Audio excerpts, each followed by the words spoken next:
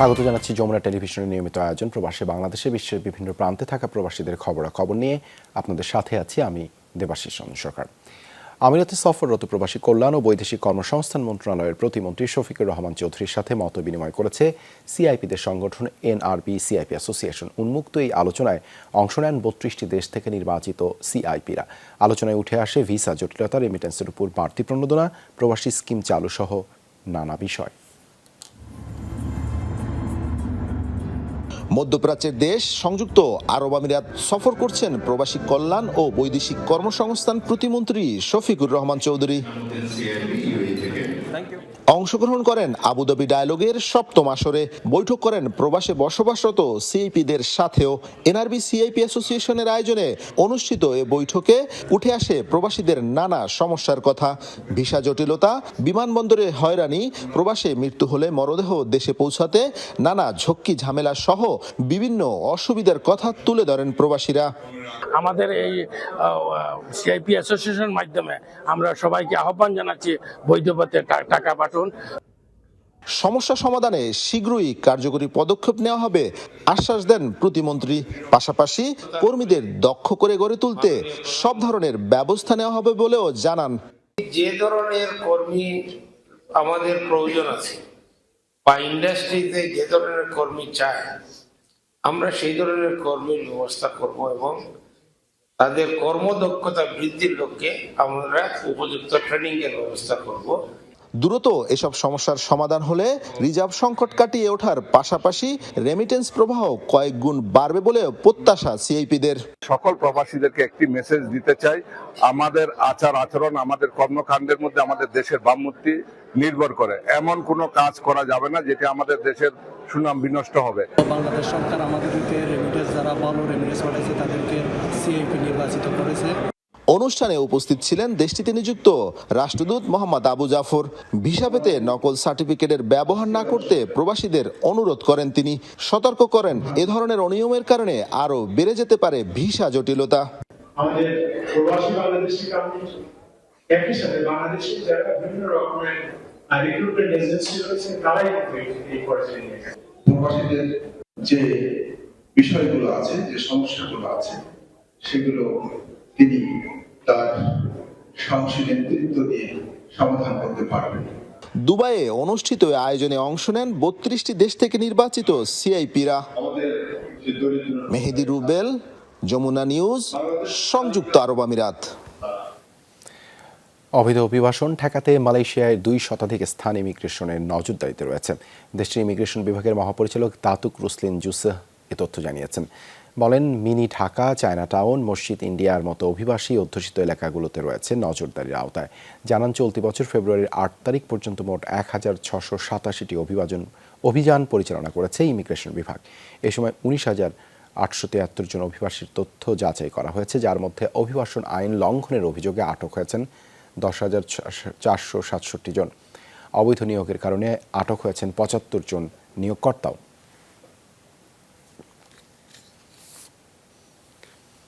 ঈদে মিলাদুন্নবী উপলক্ষে ফ্রান্সে অনুষ্ঠিত হয়েছে আলোচনা সভা ও সালাতু সালাম। বিশ্ব সুন্নি আন্দোলন এবং বিশ্ব ইনসানিয়াত বিপ্লব ফ্রান্স শাখার উদ্যোগে প্যারিসে করা হয় এই আয়োজন। সভায় বক্তারা বলেন, নিজের জীবনের সুরক্ষা, স্বাধীনতা, মর্যাদা ও কল্যাণের স্বার্থেই সবাইকে রাসূল কেন্দ্রিক হতে হবে। অনুষ্ঠানে সভাপতিত্ব করেন সংগঠনের সভাপতি শাহ এনামুল হাসান মাওলা।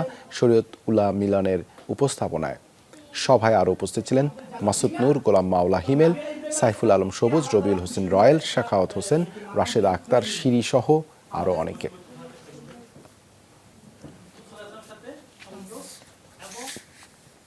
পর্দা নামল ইতালি কার্নিভালের। প্রায় ২০ দিন ধরে জমকালো নানা আয়োজনে অনুষ্ঠিত হয় ঐতিহ্যবাহী এই উৎসব। দেশটির প্রতিটি শহরে ছিল উৎসবের ছোঁয়া। নানা সাজে বাহারি রঙের পোশাকে নিজেদের সাজিয়ে তোলে দেশটির বাসিন্দারা। জাঁকজমকপূর্ণ সাজ পোশাকে নাচে গানে র্যালিতে অংশ নেন তারা। এই আয়োজনে আনন্দে মেতে ওঠেন প্রবাসীরা। উৎসবের এই মৌসুমে দেশটিতে ভ্রমণ করেন হাজার হাজার পর্যটক। ২৭শে জানুয়ারি শুরু হয় এই কার্নিভাল, শেষ হয় ১৩ ফেব্রুয়ারি।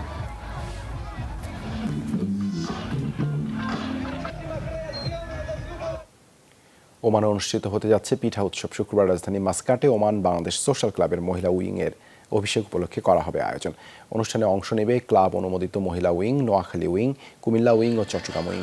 এছাড়া অনুমোদনের অপেক্ষায় থাকা engineer wing, Uttarbanga wing, Dhaka wing ও এনআরবি স্পোর্ট উইংয়ের অংশগ্রহণ করবে আয়োজনে। অনুষ্ঠানে এসব উইংয়ের উদ্যোগে তুলে ধরা হবে স্ব এলাকার ইতিহাস, ঐতিহ্য, সংস্কৃতি।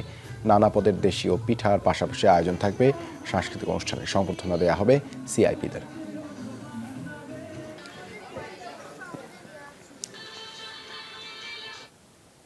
দফায় দফায় পালিয়ে বাংলাদেশে আশ্রয় নেওয়া মিয়ানমারের সীমান্তরক্ষী বাহিনীর সদস্যসহ ৩৩০ নাগরিককে ফিরিয়ে নিয়েছে মিয়ানমার। ভোর থেকে শুরু হয় এই হস্তান্তর কার্যক্রম। কক্সবাজার ইনানি জেটি ঘাট থেকে আশ্রিতদের আনুষ্ঠানিকভাবে হস্তান্তর করেন বিজিবি মহাপরিচালক major general Mohammad Ashrafuzzaman Siddiqui.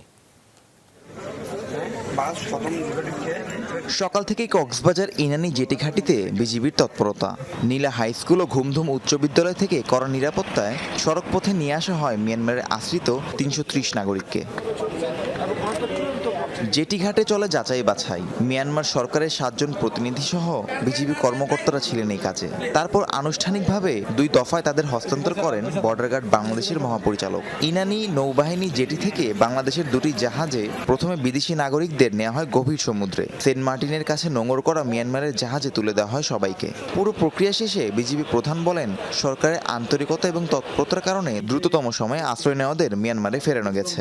Unique একটি সিচুয়েশন তৈরি হয়েছিল, যেখানে আমাদের মাদার অফ হিউম্যানিটি, আমাদের মাননীয় প্রধানমন্ত্রী শেখ হাসিনার ডাইরেক্টিভ অনুযায়ী সরকারের সকল প্রকার স্টেক হোল্ডার একসাথে সমন্বিতভাবে কাজ করেছে।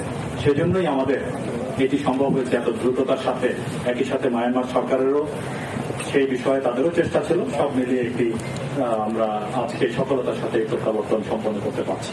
সীমান্তে টহল জোরদার হয়েছে উল্লেখ করে নতুনভাবে আর কাউকে অনুপ্রবেশ করতে দেওয়া হবে না বলেও জানান বিজিবির ডিজি। কোনো ধরনের পিছপা হব না, নতুন কোনো অনুপ্রবেশ আমরা আর করতে দেব না এবং একইভাবে সকল এজেন্সির সহায়তায় সমন্বিতভাবে আমরা বর্ডারের নিরাপত্তা সম্পূর্ণভাবে নিশ্চিত রাখবো ইনশাআল্লাহ। গত 4 থেকে 7 ফেব্রুয়ারি নাইখংছড়ি, উখিয়া ও টেকনাফের বিভিন্ন সীমান্ত দিয়ে বাংলাদেশে প্রবেশ করে মিয়ানমারের ৩৩০ নাগরিক। তাদের মধ্যে 286 জন বিজিবি সদস্য। রাহিব সারোয়ার, যমুনা নিউজ। মিয়ানমারে এবার বিদ্রোহীদের দমাতে সর্বাত্মক অভিযান শুরু করেছে সামরিক জান্তা। কাচিন এবং রাখাইন রাজ্যে বিদ্রোহী অবস্থানগুলো চলছে সবচেয়ে বড় পরিসরে হামলা। এর মধ্যে রাখাইন রাজ্যের রামরিতেই বিদ্রোহীদের নিয়ন্ত্রণে থাকা 20টি এলাকা অবরুদ্ধ করে রেখেছে জান্তা সেনারা। পাল্টা জবাব দিয়ে লড়ছে বিদ্রোহীরাও। কাচিন রাজ্যের ফ্যাকান শহর গেল 2 দিন ধরে বিদ্রোহীদের সাথে চলছে জান্তা বাহিনীর তুমুল লড়াই। কিছুদিন আগে শহরটিতে অবস্থিত সরকারি বাহিনীর সামরিক ঘাঁটি দখল করে কাচিন বিদ্রোহীরা। সেটি পুনরুদ্ধার করতেই চলছে এই অভিযান। পাল্টা জবাব দিচ্ছে বিদ্রোহীরাও। গেল কয়েক মাস ধরে বিদ্রোহীদের হামলার জেরে নাস্তানাবুদ মিয়ানমারের সামরিক জান্তা। এবার সশস্ত্র প্রতিরোধ ঠেকাতে পাল্টা সর্বাত্মক অভিযান শুরু করেছে জান্তা বাহিনী। এরই মধ্যে বিদ্রোহীদের শক্ত ঘাঁটি হিসেবে পরিচিত ক্রোকরাইট শহরে চলছে জান্তাদের সাথে বিদ্রোহীদের তুমুল লড়াই। অন্তত 20টি ঘরবাড়ি পুড়িয়ে দিয়েছে সেনারা। তবে দুই পক্ষের সবচেয়ে বড় লড়াই চলছে রাখাইনে। রাজ্যের রামরিতে আরাকান আর্মির দখল করা বিভিন্ন এলাকায় বিমান হামলা এবং স্থল অভিযান চালাচ্ছে জান্তা বাহিনী। বিদ্রোহীদের নিয়ন্ত্রণে থাকা অন্তত 20টি এলাকা অবরুদ্ধ করে রেখেছে সেনারা। এখন পর্যন্ত রাখাইনের 170টি নিরাপত্তা চৌকি এবং 5টি শহর বিদ্রোহী গোষ্ঠী আরাকান আর্মির দখলে রয়েছে। মুশফিকা হাসান, যমুনা নিউজ। আন্দোলনরত কৃষক নেতাদের সাথে আলোচনায় বসছে ভারতের কেন্দ্রীয় সরকার। বৃহস্পতিবার বিকেলে চণ্ডীগড়ে হবে বৈঠক, যাতে অংশ নেবেন কেন্দ্রীয় মন্ত্রীদের একটি দল। এদিকে বিক্ষোভকারীদের দিল্লি যাত্রা ঠেকাতে কঠোর অবস্থানে পুলিশ। প্রবেশ পথগুলোয় বসানো হয়েছে ব্যারিকেড। রাজধানী থেকে প্রায় 200 কিলোমিটার দূরে পাঞ্জাব ও হরিয়ানা সীমান্তের শম্ভু এলাকায় বুধবার আন্দোলনকারীদের ছত্রভঙ্গ করতে ছোড়া হয় কাঁদানে গ্যাস। আহত হন কমপক্ষে 150 কৃষক। আহতদের দেখতে এরই মধ্যে হাসপাতালে গেছেন বিরোধী দলীয় নেতা রাহুল গান্ধী। ক্ষমতায় গেলে কৃষকদের দাবি পূরণের আশ্বাসও দেন তিনি। শস্যের ন্যূনতম সহায়ক মূল্য বা এমএসপি নির্ধারণ সহ বেশ কিছু দাবিতে রাজপথে নেমেছেন কৃষকরা। কয়েকদিন ধরেই আন্দোলনে উত্তাল ভারত।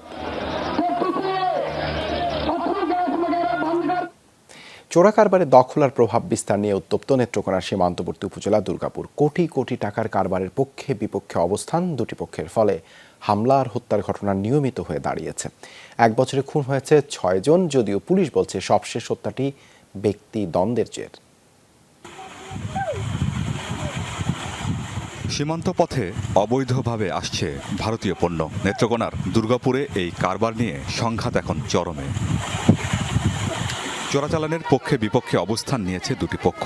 এক পক্ষের অভিযোগ, দ্বন্দ্ব সংঘাতে 1 বছরে খুন হয়েছে অন্তত 6 জন। এ নিয়ে সোচ্চার হয়েছিলেন স্থানীয় ওয়ার্ড আওয়ামী লীগের সদস্য মুজিবুর রহমান। সবশেষ গত 4 ফেব্রুয়ারি হত্যা করা হয় মুজিবরকে। এই খুনের জন্য ইউপি চেয়ারম্যান আব্দুল আওয়াল ও তার ভাইদের দায়ী করছে স্বজন ও এলাকাবাসী। শামীম আওয়াল বদির পর দল ফল লইয়া উনি তাকে নির্মমভাবে এইভাবে গুলি করেছে। হসপিটালে নিয়ে যাওয়ার পরে ইমার্জেন্সি রুমে হাবি, এই আজিজুল এবং তার অনেক লোক নিয়ে ইমার্জেন্সি রুমে নিয়ে তাকে মার দেওয়ার পরে আমার ভাইয়ের মৃত্যুবরণ করছে। যারা এটার সাথে জড়িত তারা বিচার চাই। আর কোনো সন্তান যাতে এরকম ভাবে এতিম না হয়, কোনো মায়ের বুক যাতে খালি না হয়। আমরা ঊর্ধ্বতন কর্তৃপক্ষকে বলেছি, আমরা সুষ্ঠু তদন্তের মাধ্যমে আমরা এই হত্যার বিচার চাই। মুজিবুর হত্যা মামলার আসামি আব্দুল আওয়াল পলাতক। ঘটনার তদন্তে নেমে পুলিশ বলছে, খুনের জন্য চোরা কারবার নয়, বরং পূর্বশত্রুতার বিরোধ দায়ী। ভিকটিমের ভাতিজার সাথে যে আসামি, যার নামে আসামি, তার ছেলের একটা পূর্বশত্রুতা গন্ডগোল ছিল। সেই গন্ডগোলের জেরে এই ঘটনাটা ঘটে। এটার সাথে চোরাচালান বা সীমান্তে যে বিষয়টা, এটার সাথে জড়িত নয়। এটা টোটাল বিচ্ছিন্ন একটা ঘটনা। পূর্বশত্রুতার জেরে এই ঘটনাটা ঘটেছে, তাও চাচা, ভাতিজা এবং ছেলের দ্বন্দ্বের কারণে। এর আগে সাবেক ইউপি চেয়ারম্যান সুব্রত সাংমা সহ 5 জন হত্যার সাথে চোরা কারবারিদের সংশ্লিষ্টতা খতিয়ে দেখছে পুলিশ। আমিন বাবু, যমুনা নিউজ। রোহিঙ্গা প্রত্যাবাসন চায় রাশিয়া, সেজন্য ঢাকা ও নেপিদোর মধ্যে আলোচনা জরুরি, এমন মন্তব্য করেছেন রাশিয়ার রাষ্ট্রদূত আলেকজান্ডার মান্টিটস্কি। সকালে ডিকাপ টক অনুষ্ঠানে সাংবাদিকদের মুখোমুখি হন তিনি। বলেন, ঠিক মতো সমঝোতা করতে পারলে ভারতের মতো বাংলাদেশকেও কম দামে তেল গ্যাস সরবরাহ করবে রাশিয়া। তবে এ নিয়ে ঢাকা এখনো আগ্রহ দেখায়নি বলে জানান মান্টিটস্কি। রাষ্ট্রদূত বলেন, বাংলাদেশকে ভারতের চোখে দেখে না রাশিয়া। ঢাকা নিয়ে নিজস্ব লিখিত নীতিমালা আছে মস্কোর। প্রধানমন্ত্রী শেখ হাসিনার সাথে ইউক্রেনের প্রেসিডেন্ট জেলেনস্কির বৈঠক করতে চাওয়াকে ভণ্ডামি আখ্যা দেন মান্টিটস্কি। বলেন, জেলেনস্কির নিজের এজেন্ডা বাস্তবায়ন করতেই এই বৈঠক করতে চান।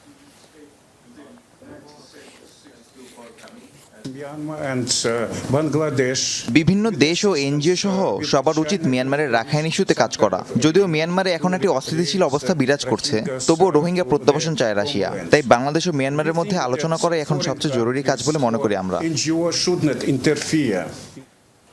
ঢাকা আন্তর্জাতিক বাণিজ্য মেলার পর্দা নামছে 20 ফেব্রুয়ারি মঙ্গলবার। স্টল ও প্যাভিলিয়ন মালিকদের পক্ষ থেকে মেলার সময় বাড়ানোর আবেদন জানানো হয়েছিল, তা নাকচ করে দিয়েছে আয়োজক সংস্থা ইপিবি। বিক্রয়কর্মীদের ধারণা, গেলবারের চেয়ে এবার ব্যবসার পরিমাণ বাড়ছে। শেষ সময়ে এসে ক্রেতা আকর্ষণের জন্য বিশেষ মূল্য ছাড় দিচ্ছে বিভিন্ন প্রতিষ্ঠান। বেশিরভাগ ক্রেতাই একার দেশীয় পণ্য কিনছেন। বলছেন, গুণ বিচারে স্থানীয় পণ্য এখন বিশ্বমানের। বিশেষ করে স্থানীয় ইলেকট্রনিক্স কোম্পানির প্যাভিলিয়নে বেশ ভিড় দেখা যাচ্ছে। দরদাম করে কিনে নিয়ে যাচ্ছেন অনেকেই, কেউ বা বুকিং দিয়ে যাচ্ছেন। পণ্য সংগ্রহ করছে নিকটস্থ শোরুম থেকে। রপ্তানিকারক প্রতিষ্ঠানের ব্যবস্থাপকরা দাবি করছেন, বিপুল পরিমাণ রপ্তানি আদেশ পাচ্ছেন। যোগাযোগ করে উঠছে বিদেশি ক্রেতা প্রতিষ্ঠানের সাথে। এখন শেষ মুহূর্ত ধরা যায়, তো এই মুহূর্তে আমরা খুব ক্রেতার দর্শনার্থী খুব ভালোই একটা কেওয়ার্ড পাওয়া যাচ্ছে। যমুনা সবসময় একটু আপডেট টেকনোলজি নিয়ে থাকে, মানে নিয়ে কাজ করে, যেমন যমুনা ইলেকট্রনিক্স অ্যান্ড অটোমোবাইল। তো এখানে আমাদের কাস্টমারের আগ্রহটা একটু বেশি থাকে। দিন বাড়ার সাথে সাথে ক্রেতা সমাগম বাড়ছে, আমাদের নতুন নতুন পণ্য আমরা নিয়ে আসছি, এগুলো কাস্টমাররা দেখছে, তো মোটামুটি ভালো সাড়া পাইছে। এই ছিল প্রবাসী বাংলাদেশে এতক্ষণ সাথে থাকার জন্য ধন্যবাদ সবাইকে।